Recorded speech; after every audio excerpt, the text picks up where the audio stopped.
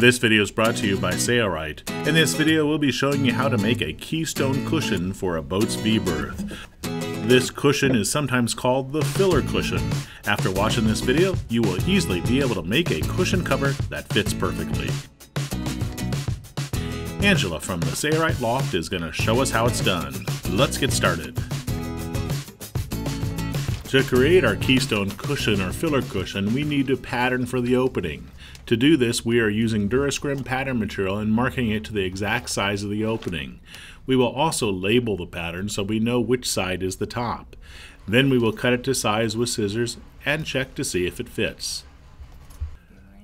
The Keystone fits between some trim boards, so if we made it to this overall size, it would be too small at the top and would not match up with the V-Berth cushions. So we need to measure the trim board's width, which is 3/4 inch, and then add to the sides where it will lay beside the V-Berth cushions. To make the top of the Keystone cushion larger so it matches up with the cushions it rests against, we need to add this 3/4 inch along the front and sides when we cut the foam to size. To do this, we will create a 3/4 inch wedge. We have laid the pattern material on top of 4-inch dry fast foam, which is Sailrite's preference for a good V-Berth cushion foam. When the cover is placed over the foam, it will compress it slightly. So to accomplish a good fitting cushion, we need to add to the foam size. To do this, we need to add to both pattern dimensions 1%. To calculate for this 1%, we will need to multiply the lengths of the sides by 0.01. Since our cushions are irregular, we will take the average of the parallel edge measurements, meaning we will add them together and then divide the figure by 2. This is the average of the sides. Now multiply that amount by 0.01. This is the 1% factor which needs to be added to the pattern side dimensions. Never add less than 1/2 inch. However, this cushion is irregular in shape, so adding these measurements to just one side is not possible, as it would be for a rectangular cushion. So we need to make one more calculation first. Take the 1% figure for both dimensions and divide it by 2. This gives you a figure that you can easily figure all around the sides of the cushion as shown in the illustration.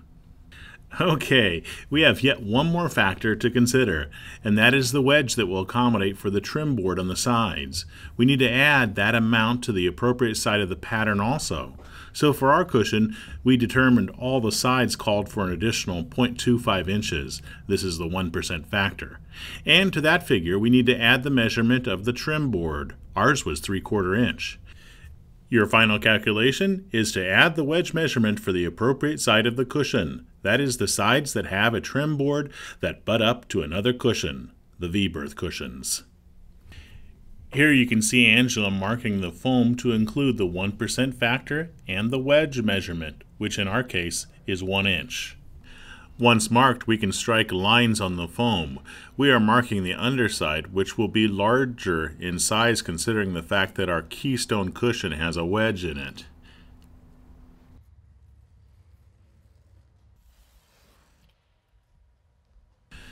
To cut the foam, we're using the AccuCutter 350. If you do not have a professional foam cutter like this, you can also use an electric kitchen knife to cut the foam. In fact, we'll be doing that to cut the wedge next. After the foam is cut out, the wedge needs to be applied to the two sides and the front portion of the foam. So we will place the pattern onto the foam and mark around it, adding our 1% factor, which for us was 0.25 inches all around.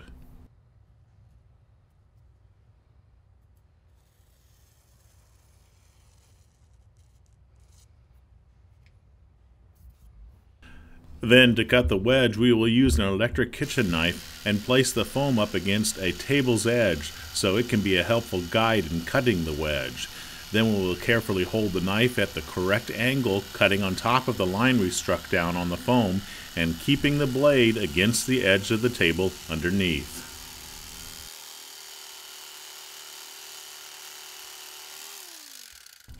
As you can see, this creates a very nice wedge for our Keystone cushion.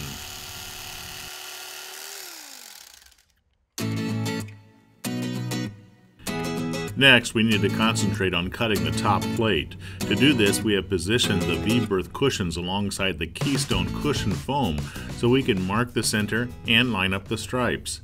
Since our fabric is not a solid, we need to try to match up the stripes.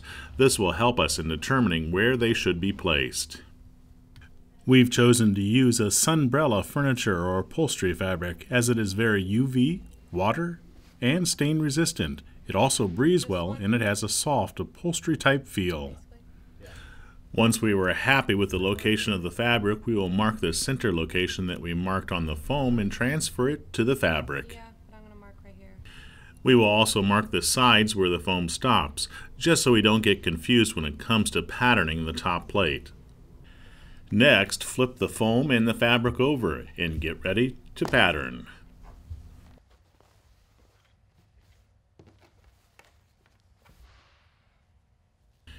It's also a good idea to find the center along the bottom edge. So here Angela is measuring to be sure that red stripe, which is the center, is actually in the correct spot. And it is. To pattern the top plate, the general rule is to use the pattern material and add a 1/4 inch all around, including the wedge measurement if any. However, for this Keystone cushion, we can just use the foam as the pattern since our 1% factor we did earlier was 0.25 inches. This means for this cushion, both the top side and the bottom side will be a 1/4 inch larger than the pattern, and the wedge is also included. To help keep the fabric from unraveling, we will use the Sailrite Edge hot knife to cut out the fabric. If you're planning on making your own cushion covers and the fabric you selected can be cut with a hot knife to help prevent unraveling of the fabric's edge, you need to strongly consider the Sailrite Edge hot knife package. This trigger action hot knife heats up in a few seconds and cools down in about a minute, making it the perfect cushion making companion. The Sailrite Edge hot knife comes with the R blade, a cutting foot, and a carrying case, making it a complete package at a reasonable price. The Sailrite Edge hot knife package is available at Sailrite.com. For the bottom plate, we will be using cushion underlining fabric from Sailrite. To cut it to size, use the pattern and add a 1/4 inch all around. Since the 1% factor that we used when cutting the foam to size for our cushion was 0.25 inches, we can just use the foam, which has the exact measurement already included, as our pattern for the bottom plate. Boxing length is determined by the length of the plate edge. Here Angela is marking some of the scrap fabric to size, being sure to line up the stripes to the top plate as she does this. Before we can determine the width of the boxing, we need to determine what boxing strips will include the zipper which will be used to insert the foam in the cover. This illustration shows which boxing sides will include the zipper. So we will only have one strip of boxing that is normal, and the other 3 will be cut wide enough to accommodate the zipper. Here Angela is using the top plate and lining up the stripes. Then she will strike a line along the lower edge and mark where the corners fall. Then she will determine the boxing width. To do this, measure the thickness of the foam and add between a 1/4 inch to 3/4 inch to that measurement. This will be the width of the normal boxing for our cushion. Keep in mind that thinner cushions look best with a more allowance added, and thinner cushions look better with less.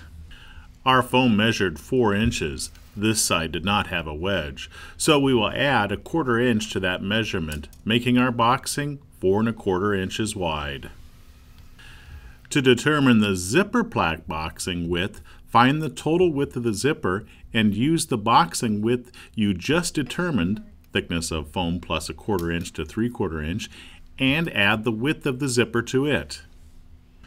For our cushion, our boxing is 4 1/4 inches, plus the width of our zipper, which is 1 1/4, makes our zipper plaque boxing width 5 1/2 inches. The zipper plaque boxing on our cushion includes a wedge, and in some situations, if the wedge is rather large, this may change the thickness of the foam, so be sure you check that out before cutting the width of your zipper plaque boxing. For us, this change is very minimal, so we will not worry about it. Trying to line up the stripes along the side of the cushion is highly unreasonable and unlikely, so we will not worry about it there. This boxing on the side of our cushion will include a portion of our zipper, so it is called the zipper plaque boxing, and thus needs to be cut following those principles. Now all our boxing is cut to the correct length and width. However, before we can sew them together, we need to take into consideration the wedge on the foam. If your cushion includes a wedge, one more important step is required to complete the boxing strips. That is the consideration for the angled edges. If we place the boxing on the correct side here, you will notice that the wedge or angled sides don't match up with the boxing ends. We need to mark the ends of the boxing to account for that angled edge. One simple way to do this is to use the bottom plate and center the boxing on the correct edge, and then mark the difference on the boxing with a pencil. Do this only on the corners that include a wedge angle. Do not do this if the boxing end comes up with an edge which does not have a wedge angle cut in it. This is the front view, and you can see a wedge will need to be cut on both ends of the boxing. Rotate it around and you will see the side view. Here, only one end requires a wedge, the other is 90 degrees. Rotate it around to the back view and you can see that both ends require an angled cut. Then finally the other side, only one end is wedged, the other is 90 degrees.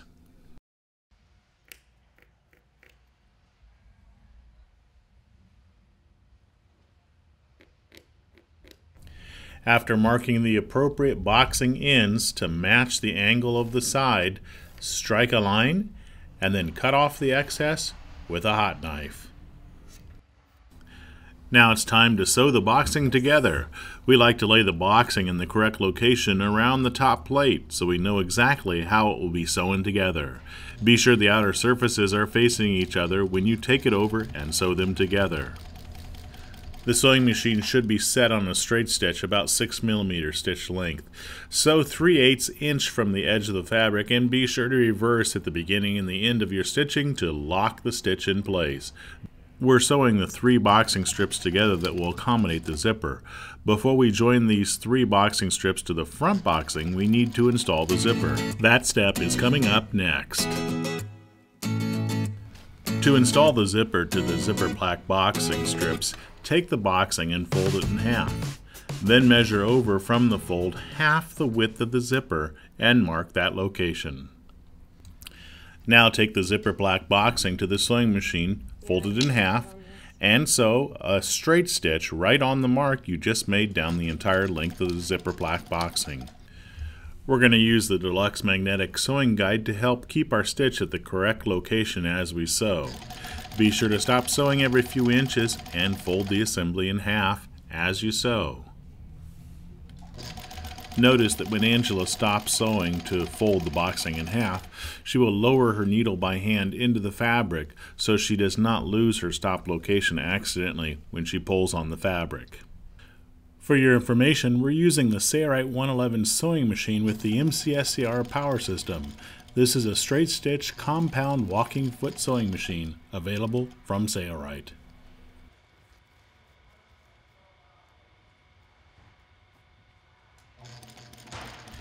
Next, with a pair of scissors, cut open along the crease of the fold to splay the assembly open. We will be using a number 5 YKK zipper. You can use a coil or a Vislon zipper for cushions. The zipper will not be the full length of the 3 boxing strips, but rather just long enough to insert the foam easily. She has marked on the fabric the starting location for the zipper. It will now be sewn on top of the splayed open section we just cut open, but it will not be sewn down until she reaches the location she just marked. So place the stitch over the splayed open part in the location where it should be placed to sew the zipper down. Angela knows exactly where this is, but you may want to use the zipper as a reference to determine where the stitch should be placed. Now she has reached the spot where the zipper should be installed, so as you can see the presser foot will ride along the teeth of the zipper, and this places the stitch about 1/4 inch away from the teeth. We are using a YKK coil number 5 zipper, so the teeth are facing down here. That is important for a coil zipper, but if using a Vislon type zipper, it does not matter, as both sides will work. Angela is being careful to center the teeth of the zipper over the stitch as she sews. She is also ensuring that the assembly is splayed out flat as she sews the zipper down. When she comes to the spot where the zipper should stop, so it's equal to the opposite side, she will stop sewing, do some reversing, and cut the zipper, then continue to sew to the end of the zipper plaque boxing strip.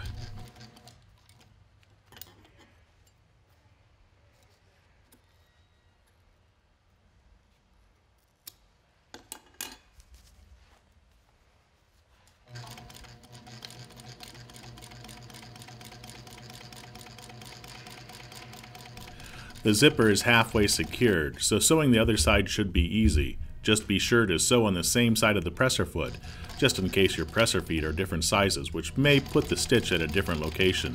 To do this, just start from the opposite end of the zipper plaque boxing, and be sure to hold the zipper flat as you sew.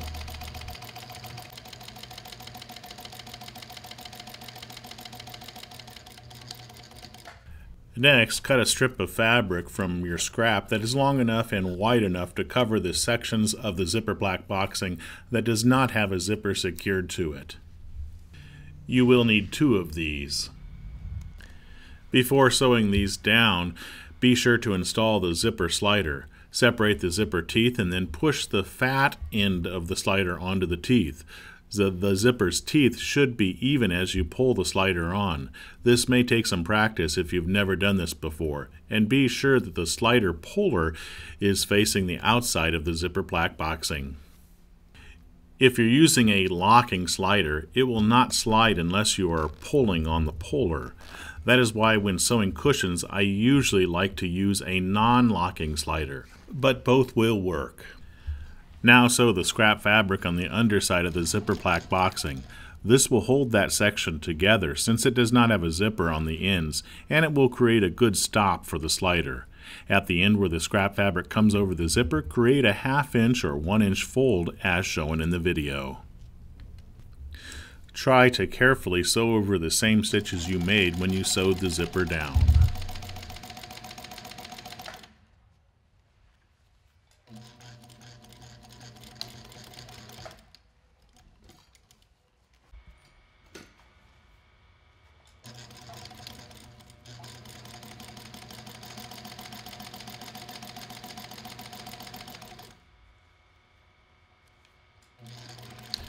When both sides are sewn, Angela will then sew through the zipper teeth on the end with a few reverse stitches to sew close the end of the zipper.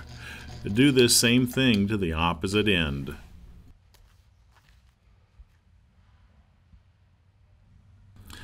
The zipper plaque boxing is now complete, and you can sew it to the front boxing strip. Be sure the outside surfaces are facing each other and sew 3/8 inch from the ends as done when joining the zipper plaque boxing strips together.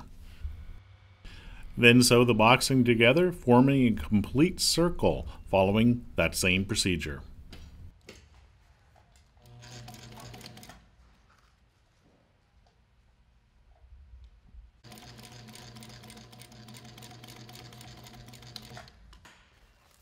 Next up, we'll be sewing the boxing to the top plate.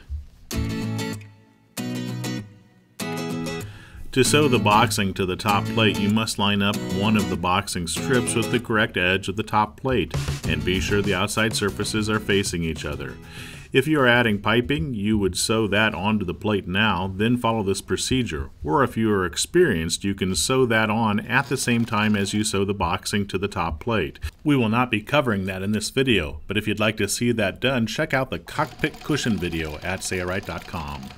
Notice we are sewing along the edge at 3/8 inch, and we're carefully lining up the edge as we sew. When Angela comes to a corner, she will bury her needle, lift her presser foot and make the turn, lower her foot, and continue down the next side of the cushion. The side of the cushion does not include stripes that we can match up as we sew, so she will walk the fabric from the corner to ensure that it is the correct length. If it were slightly off, she may be able to make corrections by pushing or pulling one panel as she sews, but do this only in reservation, as too much adjustment will cause wrinkles in the finished product. Here on this side, we can use the stripes again to line up the boxing with the top plate.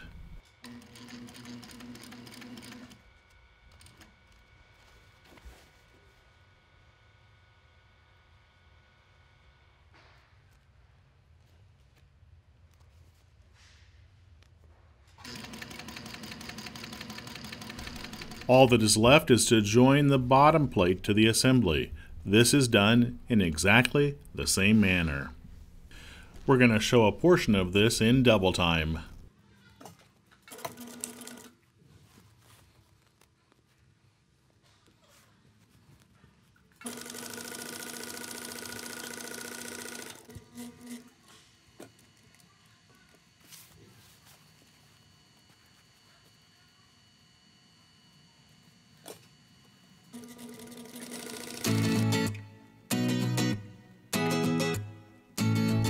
Okay, Angela did not yet split open the seam that is directly over the zipper teeth, so it's a little difficult to get to since the assembly is wrong side out, but she manages to pull the slider down, which gives us access to the seam. She will then use her seam ripper and rip out the seam that is over the zipper teeth only.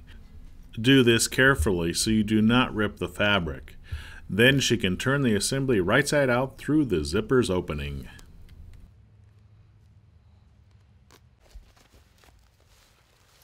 Inserting the foam seems difficult, but it's actually easy if you take your time and possibly get a second helper. It will fit snugly, and that's exactly how we designed the cover. We're only going to show a portion of this, again, in double time.